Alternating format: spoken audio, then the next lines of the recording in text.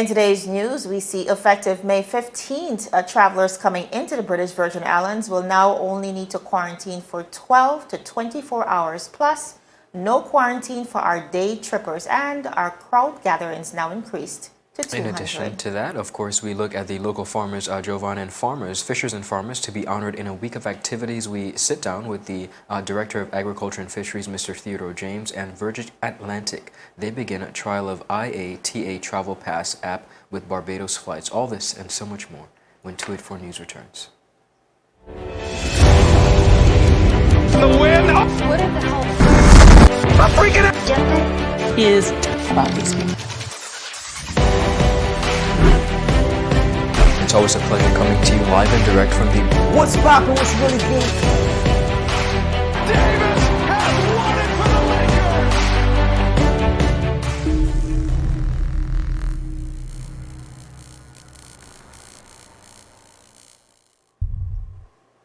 Welcome, everybody. It's Friday, April 23rd, 2021. A fantastic Friday to each and every one of you. I'm Ron Grant.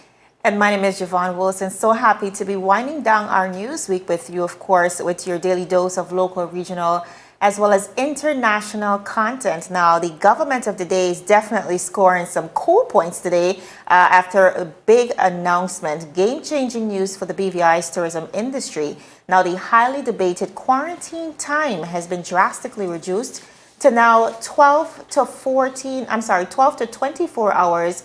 That is going to be effective May 15th. Plus, no quarantine for our day trippers to the USVI, St. Martin, as well as Puerto Rico. Definitely big news for the BVI as we look to reboot the economy. I'd say it's about time. Continuing on, government ministers not being truthful with answers in the House of Assembly, says Representative, the Honorable Melvin Turnbull. Stamp of success. Over 600 benefit from stamp duty waiver, and the Premier says it's concerning. He responds to residents who are opposing to helping the residents of St. Vincent and the Grenadines. Now, some nearly 1,800 derelict vehicles driven out of the BVI since 2021. I know the Minister of Health is quite pleased with that.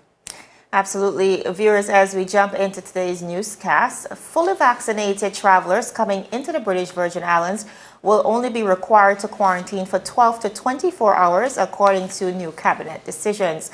This time frame will allow for the day zero test results to be returned.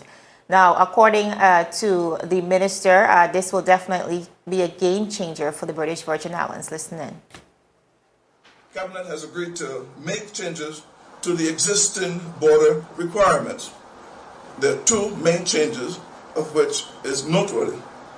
One, effective March 15, 2021, fully vaccinated persons traveling from overseas would require a PCR test within 5 days of travel, provide satisfactory evidence of being fully vaccinated, and will be subjected to a PCR test upon arrival day zero. Here's where the difference comes in. Fully vaccinated persons will be quarantined until a negative test result is received from the BVI Health Services Authority. This may be 12 hours, this may be 24 hours. In other words, if the test administered on arrival returns a negative result, the fully vaccinated traveler will be immediately released from quarantine unless they have been in close contact with a positive case. So we were 14 days, we were 4 days, now we are overnight. No more 4-day quarantine requirement.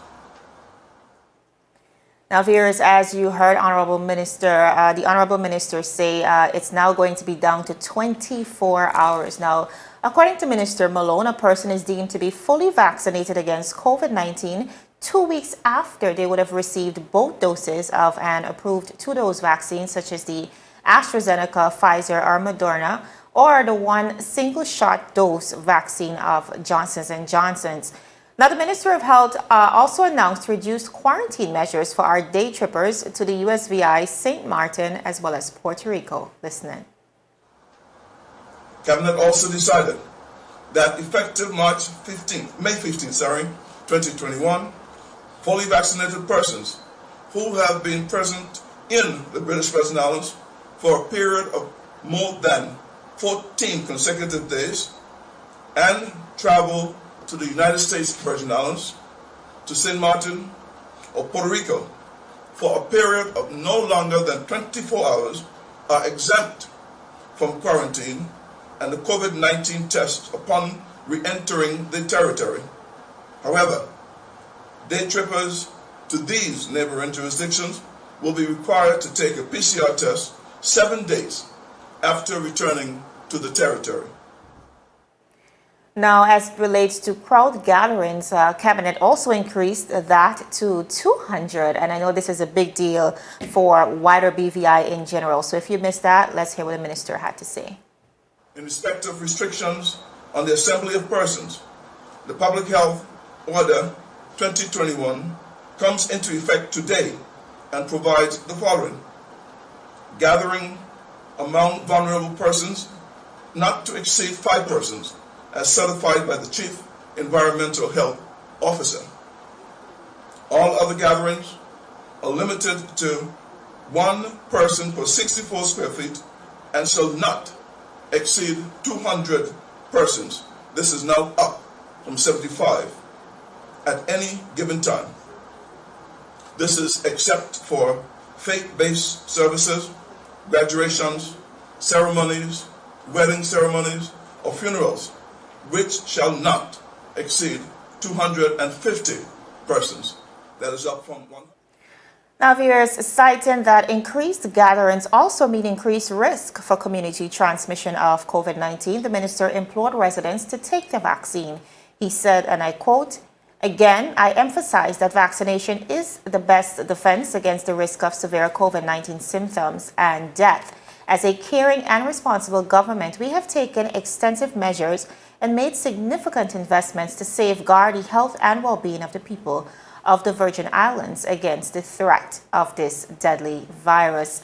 Now, viewers, for those of you who may not be aware, wholesale and retail giant Rotang Wholesale will be hosting another vaccination clinic that is this Saturday, April 24th, for persons who are interested in taking the jab. They're also affording fully vaccinated customers a 10% discount. Now, on that very line, Clarence Thomas as well, Clarence Thomas Limited, also known as CTL, is also offering a 10% discount off all purchases from now until the end of May for consumers who can present a valid BVI vaccination card. Now, of course, Ron, very big news for the BVI tourism industry, but I think wider BVI in general, we are so dependent on the tourism industry. And I think when we compare the BVI's protocols, which will, of course, be effective May 15th across the region, I think we have a pretty competitive advantage. My one concern with this announcement, and we did reach out to the Minister of Health to clarify, but he, up until now, didn't have a chance to respond to us. My concern is if over the last couple of weeks, I think post-opening in December, we've had such an issue with turning over test results within an adequate time period. Some visitors, 6 days in quarantine. Yes. How, with the increase in tourists, when this announcement went out, a lot of persons seemed pretty interested. There is going to be an influx. How then are we increasing our capacity to test those persons and, of course, assuring them that they will be getting back those results within 24 hours? Jovan, a very valid point. I do think that based on the handling of the testing so far, that is a valid question. We do definitely think that it's about time, though, that we have moved into this direction to really traverse the course of the global pandemic which we're dealing with. And of course, I think many persons, those businesses and residents, are happy to see the measures really more relaxed in regards to persons that are up for that. I know one thing persons have suggested in the past is the rapid test. We see it in neighboring countries. We see it in Puerto Rico, a 15-minute test. That will definitely be a game changer, I think, in this situation. Indeed. Continuing on the local scene here in the BVI, in a Government Information Services release, Deputy Premier and Minister for Education, Culture, Youth Affairs, Fisheries and Agriculture, Dr. the Honorable Natalio D. Wheatley, has emphasized that Farmers and Fishers Week 2021 will be centered around honoring local fishers and farmers. Honorable Wheatley said, and I quote, "This year we celebrate farmers and fishers collectively as food producers with an emphasis on public awareness and education as we reflect on the accomplishments we have made, whether large or small. The minister said, and I quote, "This is a time for solidarity and camaraderie among our food producers. This is about you, about celebrating and honoring you, and we hope you will come out in numbers as we show support of commitment to these industries and to each other." Now, Farmers and Fisheries Week 2021 will be observed from April 25th to May 1st under the theme Restore, Increase, Sustain, and Educate, abbreviated as RISE. Now, Director of Agriculture and Fisheries, Mr. Theodore M. James, who I had the honor of sitting down with early today in a live feature interview, said the theme embodies the resilience of the two sectors. He said, and I quote, "The people of the Virgin Islands, especially our farmers and fishers, have experienced great challenges after the hurricanes of 2017. Mr. James said by adding farm structures, equipment, crops, livestock, fishing vessels, and engines were damaged or lost. For many fishers and farmers, livelihoods are still affected to this very day." Now, the director said the RISE abbreviation reflects the territory's resilience and ingenuity as a people to recover after facing the greatest hurricane to hit our shores to date. Now, it represents, he said, our ability to keep persevering despite our present challenges and to ensure that there remains a future for our children. Now, the week of activities will include ceremonies for the renaming of the Fisherman's Dock in Boggs Bay, the opening of the Animal Pound, and dedication of the new tractor and animal trailers at Parakeeta Bay. There will be a daily radio quizzes and features on the Almanac on ZBVI, a digital publication and highlights the history and diversity of agriculture and fisheries sector, short informational videos featuring local farmers and fishers that can easily be viewed, and shared across various platforms, and a desert competition at the secondary and tertiary school levels. The director further stated that a fish soup competition, which is highly anticipated, will be held among cooks across the territory, and a panel discussion on the topic, "The Future of Food Production, Can the Virgin Islands Rise to the Challenge?" The discussion will feature professionals with business, education, and science backgrounds who are immersed daily in food production.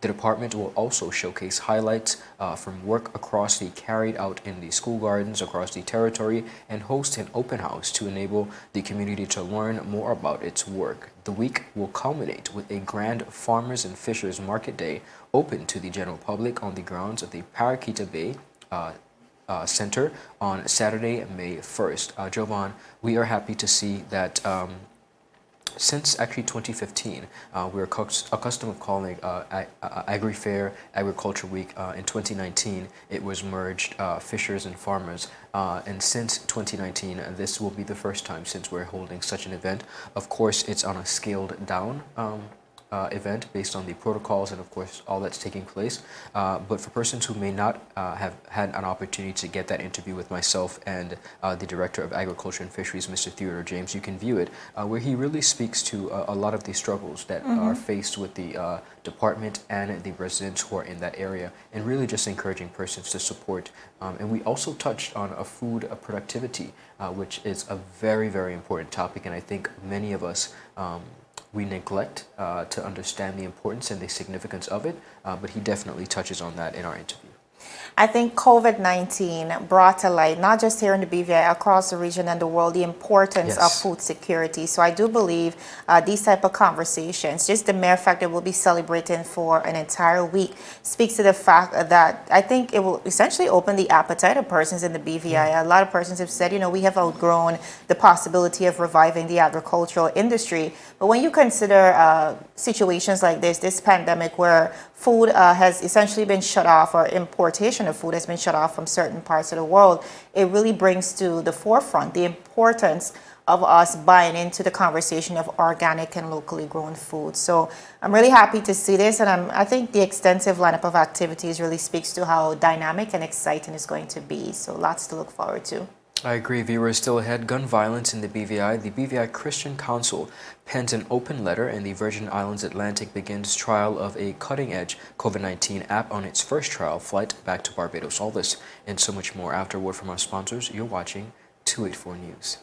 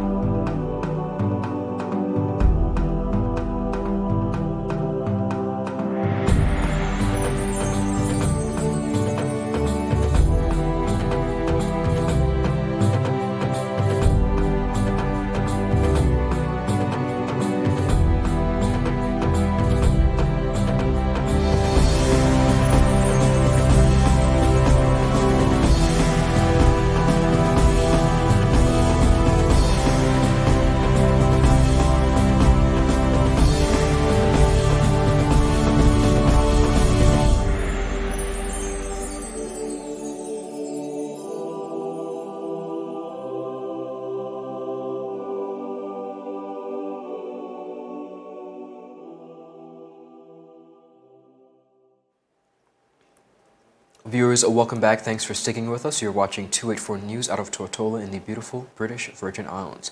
In an open letter to the territory of the Virgin Islands, the BVI Christian Council penned a letter denouncing the recent acts of violence, stating that the BVI Christian Society Council stands strong upon the Word of God, which tells us in John 15:12, love one another.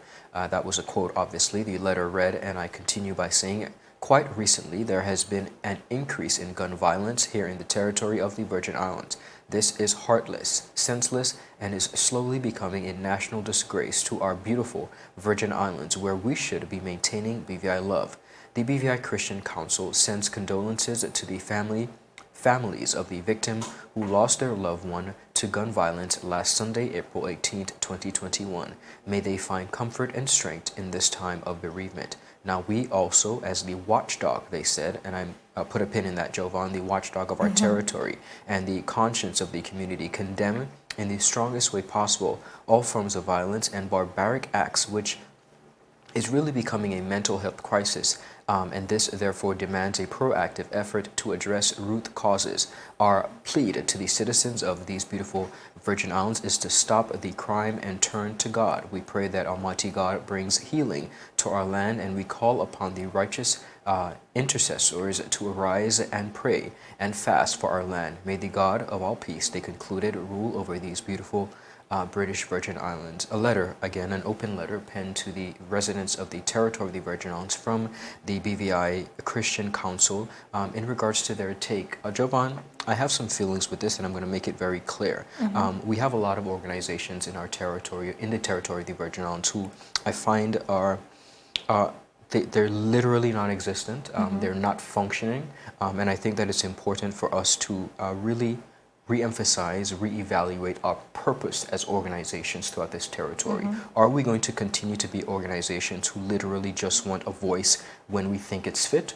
Or are we going to be organizations that really contribute to the fabric of this territory? Right. Prayer without works is dead. Right. That's a scripture right there. It is important for us as citizens and members of our community to play an active role, Right. and not just come to the forefront when we think it's appropriate. I think the sentiments by the BVI Christian Council are warranted, but I would ask the question, what are they doing as an organization in the territory of these Virgin Islands to really contribute to the substantial fabric of this territory outside of sending a release when they think it's convenient? Right. What actions are they actually taking to curb crime in the territory? And how are they reaching the very young people they are speaking to? Because this might fall on deaf ears. You're right, if they're not reaching out and playing an active role in the community.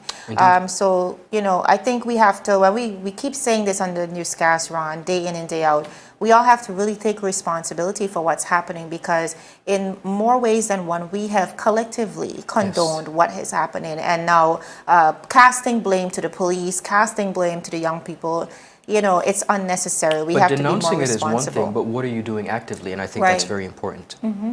Now, viewers, as we move on across the region, Virgin Atlantic has launched the first live trials of the IATA Travel Pass by a UK airline. Now, customers on flight VS131 traveling to permitted reasons from London to Barbados were invited to download the free smartphone app and participate in the successful first trial flight, which departed just ahead of schedule at 10:24 a.m. At Terminal 2. Now, the IATA Travel Pass is at the forefront of digital health pass solutions being developed, allowing customers to verify that they meet the health criteria needed to travel between certain countries, locate labs, and present evidence of a negative COVID-19 test to the relevant authorities. Now, future updates of the app will also incorporate vaccine records. Now, viewers, using the app to create a digital ID comprising a profile photo and link to passport details, Virgin Atlantic customers are also able to add their negative PCR test results for Barbados taken at a participating lab within 3 days of departure. Now, with the information and flight details already loaded onto their travel pass, customers' experience at Heathrow is swift and efficient, of course, removing paper-based COVID-19 documentation with a digital one-stop shop to collect, store, as well as verify documents in the secure app. Now, when implemented more widely, digital health passes will help reduce check-in times, also make border checks more manageable, and streamline customer journeys with a priority Virgin Atlantic check-in lane in place at Terminal 2 for the IATA Travel Pass holders in the trial. Now, viewers, the one-month trial of the IATA Travel Pass is now being run in close collaboration with the government of Barbados, which is leading the way through its active involvement in the trial. Now, Lisa Cummins, Barbados' Minister of Tourism and International Transport, said, and I quote, "COVID has taught us many things about how we transact business, and those lessons include the reality that disruptive digital technologies are transforming our travel and tourism industry.